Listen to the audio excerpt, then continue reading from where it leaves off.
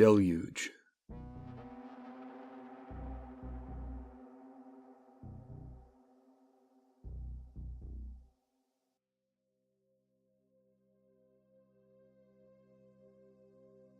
When the floods came to eastern Kentucky last summer, some places were hit worse than Breathitt County, but that doesn't mean it didn't get hit.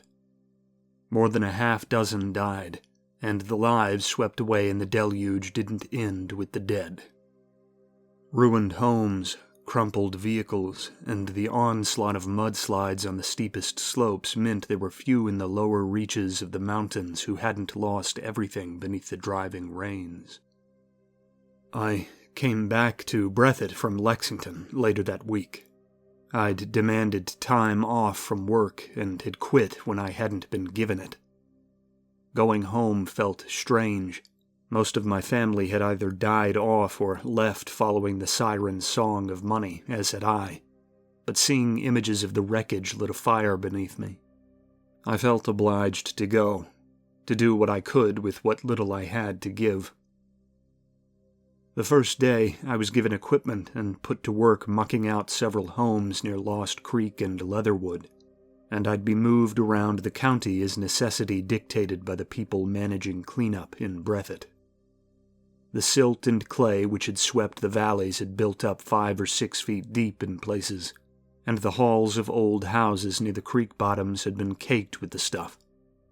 We would wade in and scrape the stuff out, a crude sort of archaeological excavation, turning up sodden furniture and the broken refuse of broken lives. Jagged glass and twisted metal in the muck were the least of my worries, for the longer I dug, the more certain I was I'd encounter the body of one of the missing in the mess. But my fears never materialized. I pulled several mangled, crushed cats from the mire, and found a dog drowned against the wall of a collapsed barn. But I never suffered the dull horror of scraping away mud to realize I'd discovered someone's mother or grandfather or daughter in the slurry. The trees in the hollers had been tinted brown a dozen or more feet off the ground by the swell of the flood. Great banks of slick muck drying around fallen trees and crushed cars had to be scraped off the roads to make them passable again. Trailers had been picked up off foundations and dashed against bridges and trunks, resting shattered like glass along the banks of the creeks. Bloated cows and deer and chickens bobbed past along the river now and then, or rotted where they'd gotten caught amidst the debris. The whole place had a strange, subtle reek of putrid flesh masked by earthy damp and young rust. It was through these ruins we prodded and dug, mounding scrap to be burned or hauled off. Often the residents of the properties in question were in tow, trying to find lost photo albums and keepsakes, and all the other dear things grandmothers and matriarchs fret over amidst the destruction. There were a few working the cleanup who'd come up from the lowlands. Mostly church groups, and some wanderers like me who'd taken up the call and come back from Cincinnati or Louisville. But most were locals, their beards unshorn, their eyes tired after days without rest, and their eyes hardened by a lifetime's labor beneath the earth or the scorching sun. True, there were patronizing journalists from elsewhere lingering and watching that first week. But after the buzz had died down, and the novelty of the funny little accents of these funny little hill people with their funny little problems had worn off for them, they scuttled back to their holes in the cities, and left us to our work undisturbed. It was because of one of those visiting journalists that I ran into Stephen McCullough, a childhood friend I'd not seen for over a decade. The stranger was attempting to poach an interview off a crying old woman as she gathered the refuse from her collapsed porch along River Caney, and it was Stephen that ran him off. I recognized the voice before I recognized the man, for we'd shared the odd catch-up call now and then since I'd left Jackson. But once I approached him and we got to talking, the years melted away, and more than ever, I felt at home again, reminded by the talk and the language and the shared sorrow what it meant to be from somewhere. When work wrapped up at dusk that day, and I made to drive back for my home in Lexington an hour off, Stephen invited me back to the family home with him, an offer I gladly accepted. I'd been over at least once a week in boyhood, and I'd known the McCulloughs as well as I'd known my own kin. We rode through the wreckage up into the higher hills, talking of days gone by and wondering how long it would take before things felt normal again in Breathitt. I was barely 30, but I felt like a boy again, despite the dour atmosphere as we fell back into joking and jibing, and pulled off up the gravel road that wound up to Stephen's home. We slipped out of the old Ranger and pressed up the gravel toward the McCullough house through the damp afternoon air. It was the same property I'd been on playing and camping as a child with him, the tottering house as ancient now as it had ever been. Stephen's father had owned the sole garage in town before passing it on to his son, and the rusting wrecks of spent or uninsured cars decayed in rows amidst the tall grass along the woods. The neon plastic of recently used toys jutted up like candied teeth from the earth, testament to the frequent mock battles of many grandchildren and great-grandchildren. An aging generator hummed beside the AC unit. Beneath the porch's slouching roof, several old hounds slumbered on an old and weather-worn sofa which flanked the door, the canines glancing up only momentarily to ensure we weren't strangers as our boots creaked upon the stairs before sinking back into sleep. It was precisely the sort of home that was the butt of a joke in any urbane conversation about rural America, mocking the backwards inbreds which dwelt up there in the hills from their silent suburban money pits, the jokers thankful they'd forgone the expensive business of children and land. Films written and paid for in cities with crime rates that would make Breathitt look like Hobbiton might people it with drugged-up cannibals or banjo-plucking rapists.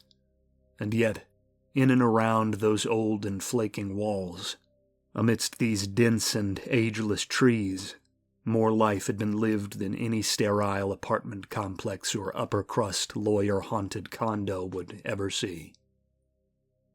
Above the screen door, as we entered, I made a point to reach up and feel the half-legible name Ernest etched out in the wood up there, a carven signature left by Stephen's great-grandfather when he'd built the home with his own hands more than 100 years before. The warm interior of the old McCullough house was little changed from my boyhood memories of it, cluttered with deep freezers stocked with last year's game and furniture too sentimental to be thrown out. New pictures of younger McCulloughs adorned the walls and shelves now and then amidst the black and white portraits of the old. Perhaps the television was a newer model, but the atmosphere was just as warm as I remember it. Its avenues were filled with Stephen's family, his newborn bawling and his 8-year-old son Samuel whizzing around the kitchen as his wife and older sisters cooked. Nieces and nephews brooded silent in front of upbeat cartoons in the adjoining living room, seeming stifled by a dreary atmosphere they could not fully understand. They'd all come up when the weather got bad to share the generator and keep clear of the lowlands that were so prone to flooding.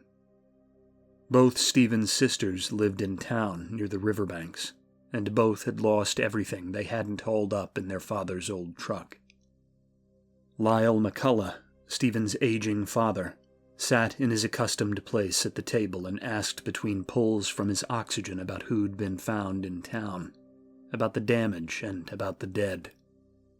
His usually warm yet sarcastically crotchety mood darkened when he learned old man McKinnon, a friend he'd shared a schoolroom with growing up, had been found crushed and drowned in his home that afternoon.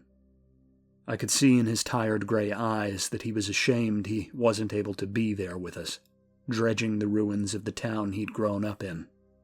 But neither I nor Stephen dared console him with words that would fall weightless and cheap at the noble old man's feet. The patriarch still commanded respect, even if he'd lost it for himself. Dinner was a cobbling together of rice, game meat, biscuits, and eggs from the coops out back, only dipping into the food the family had in plenty while resupply of the pantry remained uncertain. For all that, though, it was plentiful, and after days of work in the valleys, it was more than enough to fill us and raise our spirits. The women ate out back on the garden table, the children scattered to chosen spots around the living room, and Stephen and I ate alongside his father and in-laws at the small kitchen table, the old man's oxygen whirring softly as we talked. His young son Sam sat with us, silent but, I could tell, tickled to be eating with the adults. The house filled with the contented murmuring of familiar company, and though conversation never strayed far from the flood, it felt for a short while as if, safe in that place of familial security, we spoke of a distant land whose troubles might never reach us. I spoke with Lyle about my life in Lexington and my desire to come home, and he spoke about missing work, drawing Stephen in to talk about running the old garage. We talked of hunting and the trips Stephen planned to take come fall. We spoke of the children and school and the 1,000 little things that constitute community. It was only when the plates were cleared and cigarettes were lit in the dim light of the sunset pouring in through the back windows that Lyle mentioned an old friend who'd lost all his goats in the floodwater. Then young Samuel, silent till now, piped in and mentioned matter-of-factly the big man he'd found floating in the creek down the holler. This froze the room. Stephen, eventually probing to find out how serious the boy was, had Samuel tell him where exactly he'd come across this big man and what he looked like, but the boy struggled to describe it in detail. He could only say it was big and that its head was all wrong. Stephen excused himself, slid on a coat, and bade Samuel come with him out back. He was careful to keep his voice low and his demeanor calm, so as not to alert the other kids in the adjoining room. I followed, Stephen guessing we'd have an easier task finding anything in the dusk the more eyes familiar with the property we had looking. We wound silently past the women, who almost didn't heed our passing in the midst of conversation, and slipped through a rusting back gate into the thick summer woods that cloaked the mountain. We three pushed down footpaths I hadn't walked since childhood, but even in the blue haze brought on by the coming twilight, memory crashed back down upon me. The familiar jagged slopes flanked by jungles of pokeweed and spindly conifers, shadowed now and then by great stands of oak and ash. The deer which haunted the forest at night occasionally crashed off into the brush, disturbed by our crunching footfalls as we wound down into the wooded valley, trailing the roar of the swollen stream that cut the property. Soon we were alongside it, tracing its banks from where it gurgled up out of some cave beneath the stone and counting the small waterfalls as we went, taking care not to slip toward the torrent in the gloom. It took only 10 minutes or so to find the spot that Samuel sought to show us, but the lack of conversation in the onset of night made the air tense, and my nerves were more than a little frayed by the time we came to that ancient fallen log along the creek. Even before Stephen flicked on the light, I could tell it was no normal man. The figure broken and bobbing against the makeshift dam of fallen trees was huge, yet stretched and starved, stark white against the brown muck and slurry of the floodwater. Its sinewy arms, if it had stood upright, would likely have hung down past its knees. In the icy beam of a flashlight, the eyes, wide saucers like those of an owl, flickered with a cold unlife. Its loins and joints were coated in crayfish that skulked and feasted on damp flesh. The bloat had begun, but the nude thing's distended midriff only accentuated its skeletal build. Stephen and I seemed dumbstruck and breathless, but Samuel looked on it with the grim curiosity a boy might lend a dead cow or roadkill, perhaps spared the realization the dead thing should not exist by the innocence of youthful inexperience. Stephen and I eventually began to speak, the ever-darkening wood around us lending us an urgency I couldn't quite place but didn't dare ignore. He swore Sam to silence about the corpse for now, and bade the boy run up and fetch us a tarp from the shed, arming his son with the old shotgun he'd carried out with us, the gun looking comically large in the youth's pale hands. We would haul the thing up and meet him on the trail, wrap it in the tarp, and then haul it up into the shed. From there, we could decide how best to report the discovery. The moment Samuel disappeared into the trees with the shotgun, I felt somehow vulnerable in its absence. Stephen, more collected than I, shouted me over and had me aid in dragging the tall thing free from the haphazard dam, with one of us tugging at each of its ankles. The flesh was rubbery and freezing, and had it not been for the damnable swollen veins and faint stink, I might have been able to convince myself it was a prop or dummy of some kind. As it was, I watched with a shameful sort of relief as Stephen slung the thing over his shoulders like a lopsided autumn deer, and helped clear the brush and light the way for him in the gathering dark. Years hauling stone and game uphill had left my old friend with the wiry and sure-footed legs of an Afghan, and before long, we were on the main trails once more, making progress towards the top of the mountain. We were so caught up in the surreal impossibility of it all that we didn't really speak or speculate other than to coordinate our movements. That would come later, in the long night which followed. Then, as we climbed on shaky legs, our wonder at the twisted form we'd plucked from the creek was left to bounce around solely in our own skulls, leaving us both pale and wrecked by the time we crested the final rise. Samuel came back with the tarp just as we drew within sight of the back gate, and I flicked off the flashlight, all too aware of the ladies of the house who still sat and talked beneath the porch light. Stephen wound the thing up like a murder victim in a rug before having me take up one end. With young Sam getting the gate for us, we wound in and over to the shed just as night truly fell, taking care not to turn on the shed's lights until we'd shuffled the corpse in and closed the door. The three of us stood in a sort of awful awe over its bulk for a moment, catching our breaths as the enormity of all this pressed down on us.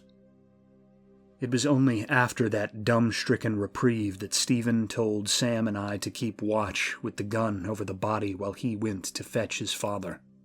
He muttered something about old stories, and wanting to make sure this was what he thought it was, something lost on me in the moment. Before I knew it, he had slipped from the shed and begun a jog across the yard to the house.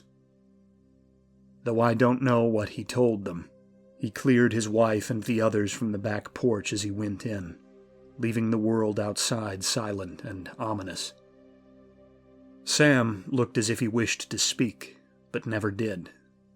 I must have looked much the same. We stood silent over the thing in the tarp, our eyes and imaginations glued to it.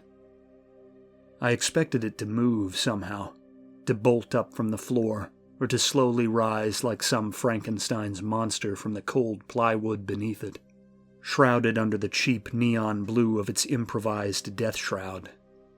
But it never so much as twitched, and after minutes which ticked slow as hours, Lyle McCullough was helped into the outbuilding by Stephen, short of breath after his brief jaunt across the yard.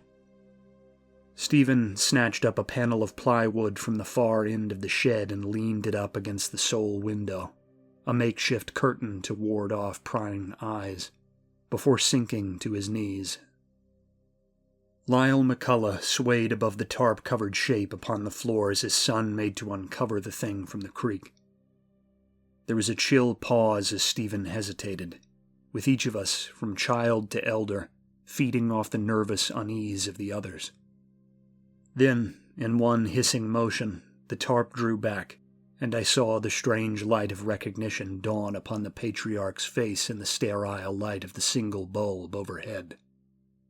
"That's one of 'em, all right," he said. "They's not a thing a man forgets." We looked on as he gathered himself, leaning against the wall as his tired lungs raked the air for purchase. Stephen asked Lyle whether he agreed with the plan he'd cooked up, that we should keep the body overnight and call in a Breathitt County sheriff's deputy tomorrow to have it looked at. Lyle agreed. "Only folks older than I am has any recognition of cave things. Even fewer seen 'em. Best to let 'em see it ain't no man for themselves. You'd sound crazy trying to describe it." Lyle's eyes stayed locked with the staring orbs of the dead creature he'd called the cave thing, seeming glued there by a fascination which was comprised of equal parts wonder and disgust. Stephen wasn't blind to his father's trembling hands and quickening breaths, though, and flung the tarp back over the awful visage of the dead thing as soon as he had his father's answer. He led us out of the shed, flicked off the light, and locked tight the door behind us. Then, taking his father's arm to guide him, Stephen led the group to the house. We didn't go inside, though. Not yet. There was talking to be done, stories to be told, out of earshot of the rest of the family. Lyle took up a seat at the table on the screened back porch, and after fetching his oxygen machine from the kitchen, Stephen and I joined him there. After some back and forth over whether young Samuel should go inside, Stephen seemed to think better of trusting the boy to keep quiet around the other children, and pulled up a chair for his son alongside us. The back door was pulled up, windows were shut, and the back light was turned off, leaving us shrouded in the shadows cast by the floodlight which overlooked the backyard, and cast the shed in stark contrast to the dense, dark woods behind. Then Lyle began to talk. He told of a time some 50 years prior, when he'd been just a youth of 13, and Breathitt County had been a much purer place. Even with the clawing hands of mining and logging doing their work, the verdant hills of the county all still boasted round and forested tops, and the slurry and muck in flood season was not so terrible. In the 60s and 70s, a large minority of the households in the county had still lived day to day without electric, and though cars were common, they were often a family possession rather than an individual luxury. Life was harder, and, the more Lyle looked back on it, more rewarding. There were weird tales that came up from the mines back then, both close to home, and from counties 100 miles off down the mountains. The older men, like Lyle's father and grandfather who'd worked them, had reams of legendary about them.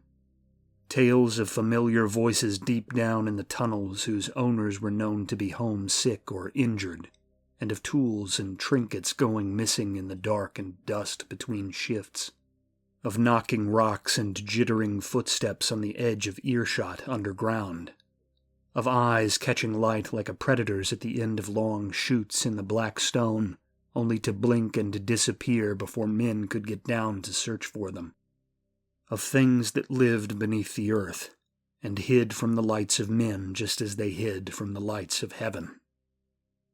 Lyle had never necessarily put much stock in the stories as a boy. He'd grown up with them, and had come to think of them as just another feature of mountain life, little more than ghost stories to entertain children. But two things had prevented him from ever truly convincing himself the stories of his fathers were just stories. For one, Daddy never looked as shook up talking about ghost lights as he did about cave things, Lyle explained. For another, there's what I saw in '67, when we was out looking for the missing ranger. Lyle told us how, in those days, the Forest Service still used fire watch towers to guard against wildfire during the driest spans of the summer, and one such tower stood in the isolated span of low-slung mountains in the south of the county. Out west, such things still exist in places, but east of the Mississippi they're all but gone.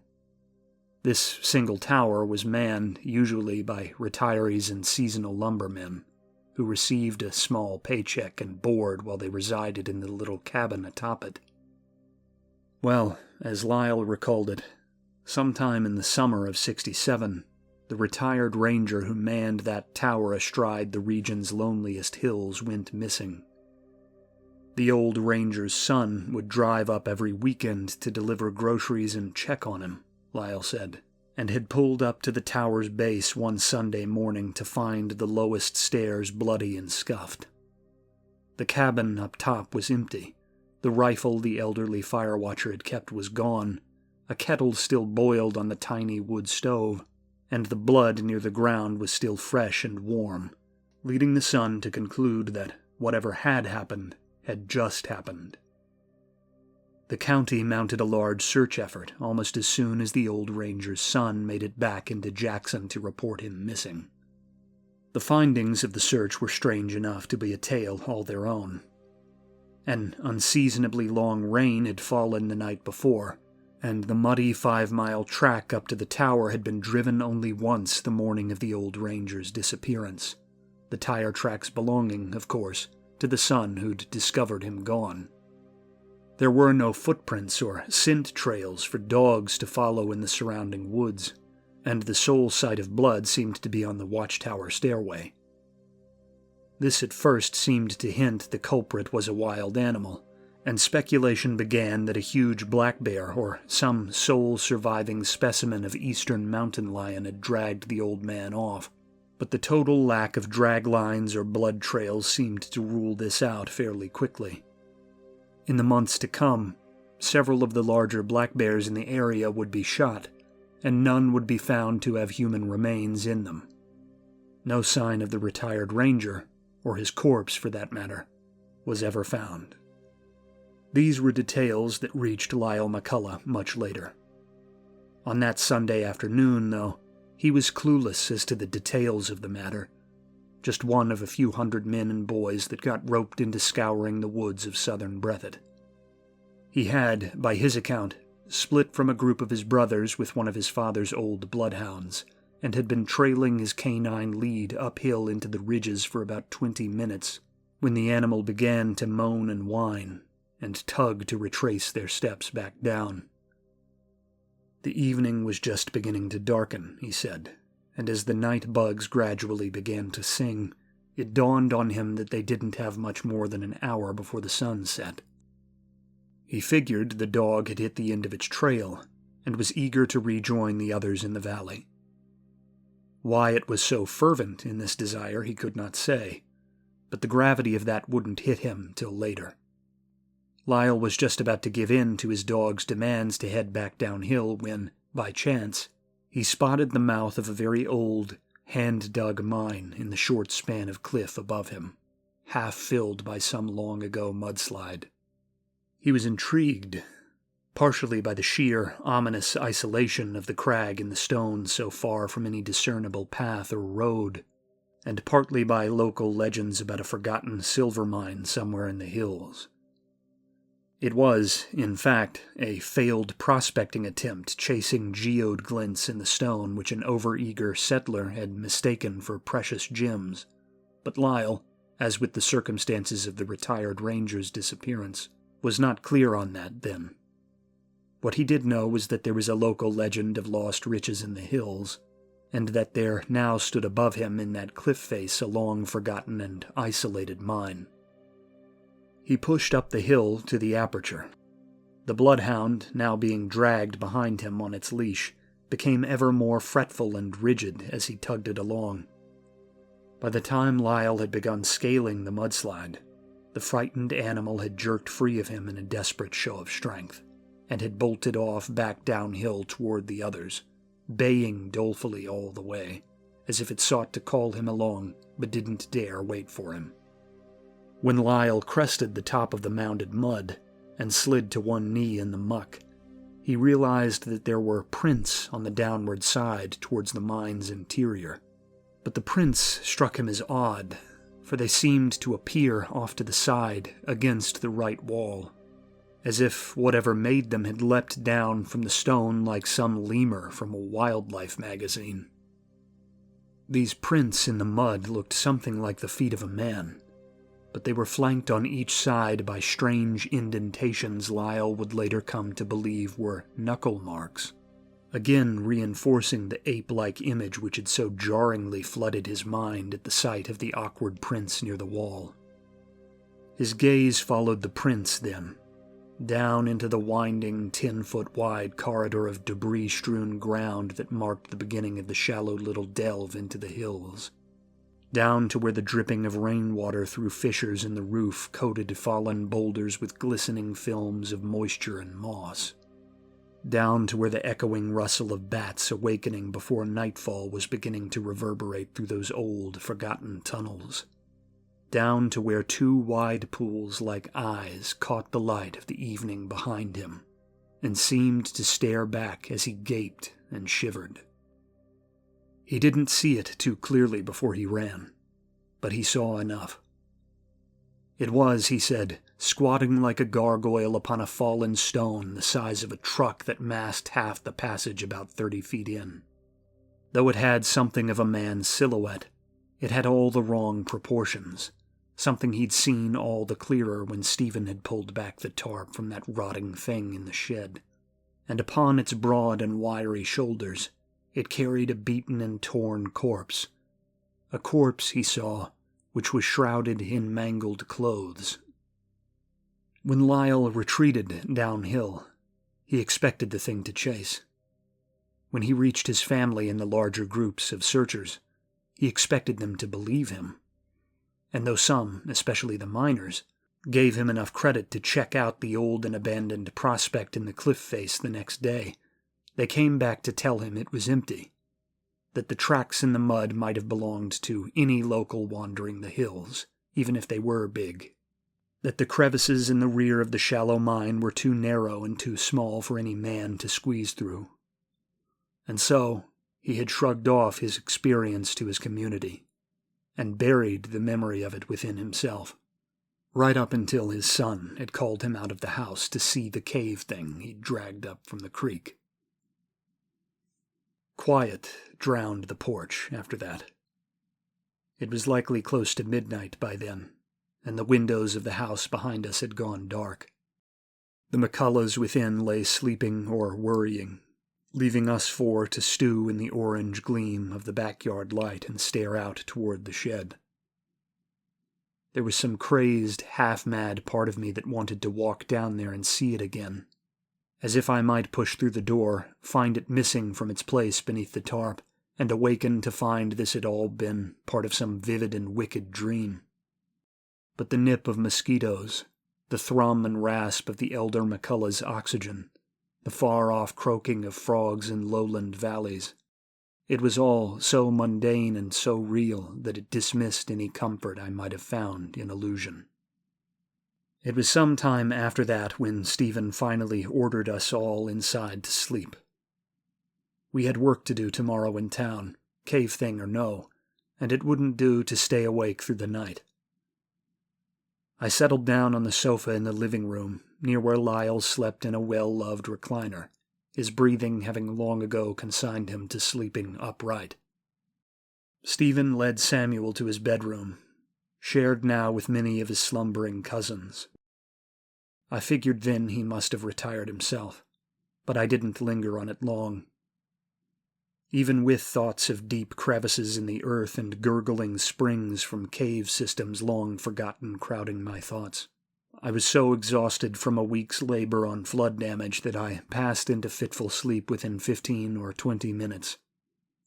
I didn't last long, however, for my nightmares came on fast. After jolting from sleep several times and forcing myself to try for another go, I sat up frustrated at 3 a.m, unable to shake the feeling that something was wrong.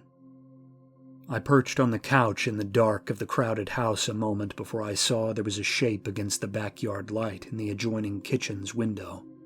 Stephen, I fast realized, looking out over the garden beds toward the shed out back.